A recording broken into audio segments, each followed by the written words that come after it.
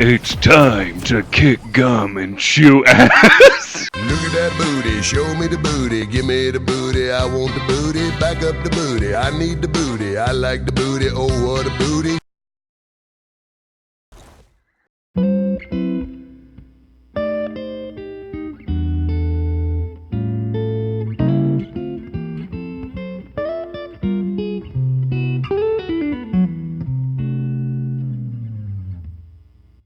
Welcome! In this breakdown of my recent ranked game, I will talk about how to analyze the situation from jungler's perspective, and then assemble a valid game plan based on the information and neural connections at your disposal.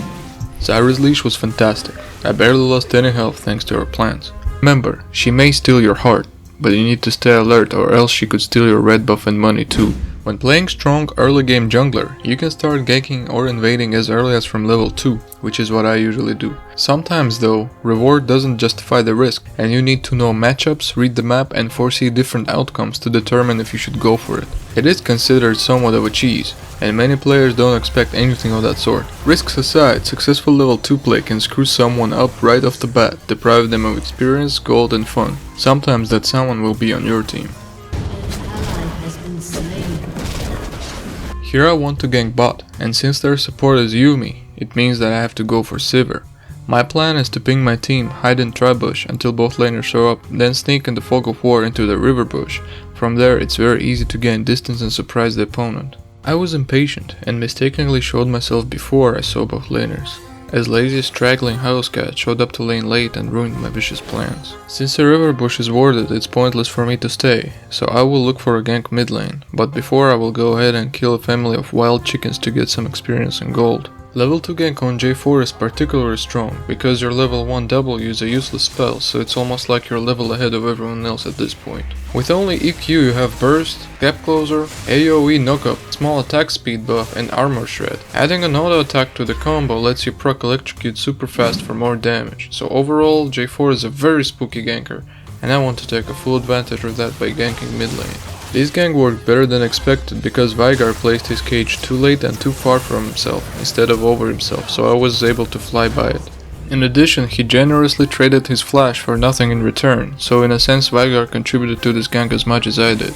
Getting enemy summoner spell and applying pressure that early is more important than farming on J4, because I will be relying on my laner's damage and I want to get them ahead. So far I was trying to make a play every time I'm done clearing a camp. Here I spot Graves in the pixel bush, and I think he's there to secure Scuttlecrab, but then I see he didn't touch it, so now I'm certain Graves wants to invade me, but that's a very bad time for it. No. Now I have mid and top priority, which lets 3 of us collapse on him from all directions. Oh, God!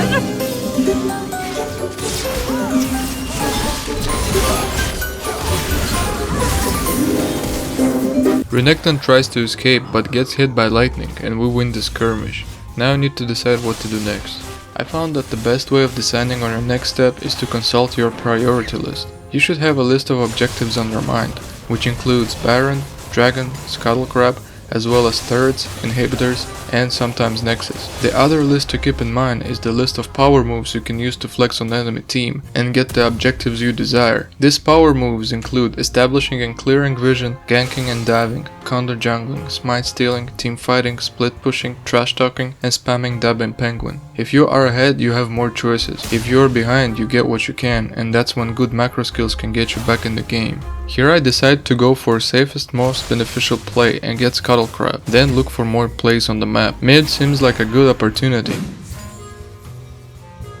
What up, bitch? Bang, bang, bang, bang, bang, bang, bang, bang! And though I counter-gank unintentionally, I subconsciously knew that mid lane had potential for a play, so I should hang around there instead of farming my jungle.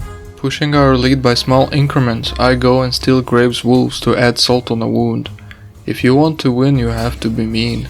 Regardless of my lead, I don't want to fight Graves because he has a shotgun and I have a sharp stick, so instead I try to be one step ahead of him in terms of macro play. I just rubbed your pussy, and I took In hindsight, this would be a great time to get Dragon, because I have both mid and bottom lane here, but I didn't know they're bot backed, which is something I need to pay more attention to. Overall, I was going for plays that I knew were going to work 100% instead of trying to force plays and risk dying and losing momentum. Jarvan is very versatile, and his kit let him be a burst diver, a tank or something in between. If you buy TM at first, you cannot go wrong, because it builds into either a tank Hydra or damage Hydra, and helps you clear AoE camps like chickens much faster, giving you more time for plays on the map. Here Veigar was in an extremely vulnerable position. He did not expect to get sandwich ganked by me and Ari, because usually I'm the one doing it from behind, so he instinctively turned his back to me. I'm going to take them in the rear. Oh look, that's Ari in your jungle. And I'm gonna take them again from the front! As an immobile mage, you cannot even go to the middle of the lane without proper vision.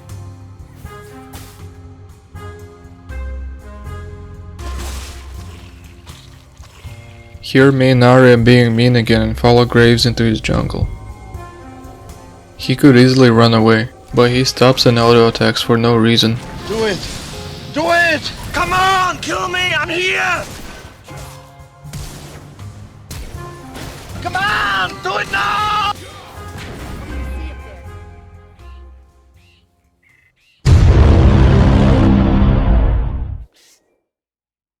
This is not your kingdom. These are dwarf lands. This is dwarf gold.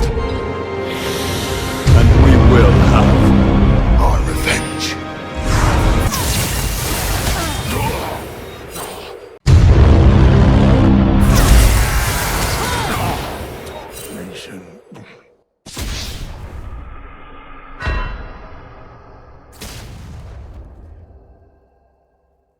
Here I am really thinking about getting that Drake, but looks like Ari has different plans. Aside from good mechanics and thirst for blood, you need to have good map awareness and clear some vision before you attempt aggressive plays like this. Let's have a closer look.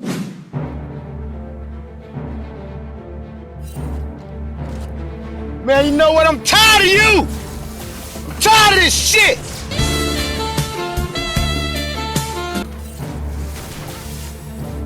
You won't get away with this!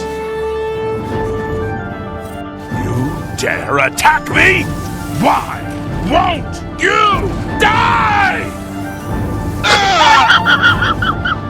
Here's another little skirmish when I give kill to ADC, because I am strong enough as it is. Generally you want your carries to get the kill gold, if you can arrange that. Exceptions would be if doing so puts you or them in risk of dying, or if enemy players is slippery champion and you don't know their cooldowns. When trying to feed your team kills, you need to assume enemy has flash, heal, bearer, etc. if you don't know their summoner cooldowns.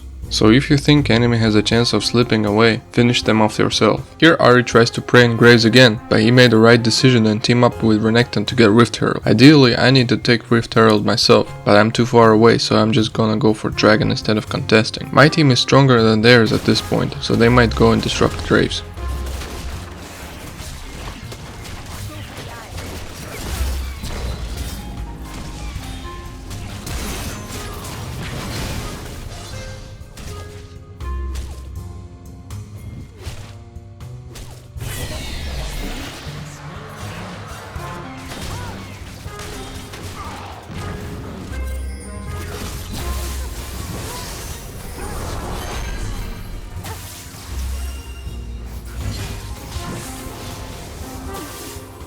Shortly after we want to siege mid and I see an opportunity to dive Veigar.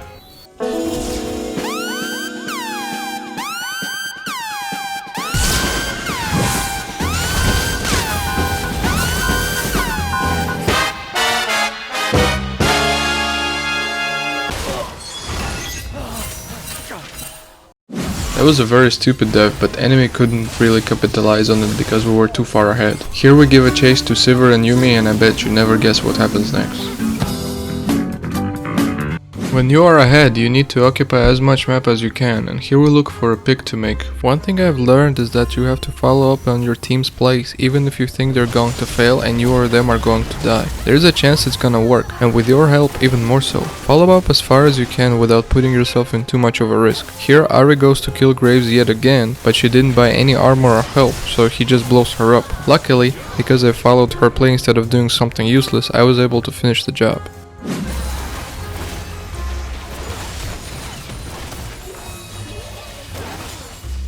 Another tip is to flash turret shots early. Don't greed and try to save your flash, then freak out and flash anyway while a turret shot follows you and kills you. Just flash early. This is a silly mistake, but under different circumstances it could cost me my life or even an objective. Mechanics is a very important part of your gaming skill, and you want to learn as many mechanical tricks as you can, whether it's general mechanic or champion specific. When I returned to playing Jarvan again, my first game was a disaster. I forgot about cooldown difference between early E and Q, and ended up messing up my combo. I used Q then E, and it was embarrassing and useless because I subtracted gap closer and CC from my kit.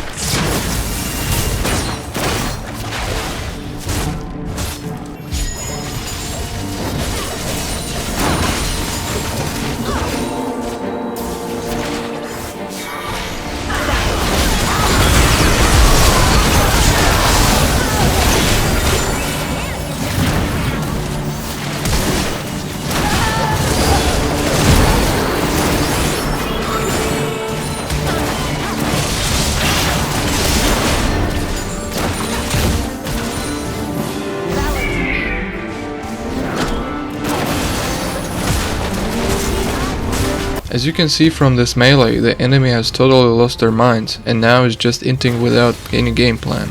This game is pretty much won, but even if you think the enemy is going to forfeit, don't relax your butt cheeks until you see the victory screen. I have thrown many games that were seemingly in the back, and currently closing the game is the biggest area I need to work on. Here the next logical step would be to take Baron and run it down mid with Baron buff.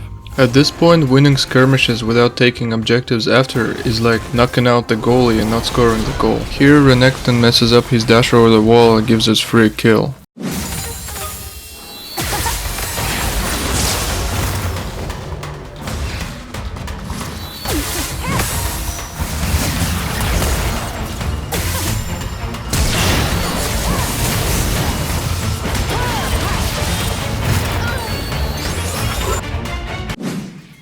After that we go to Baron as enemy realizes they can't win this game.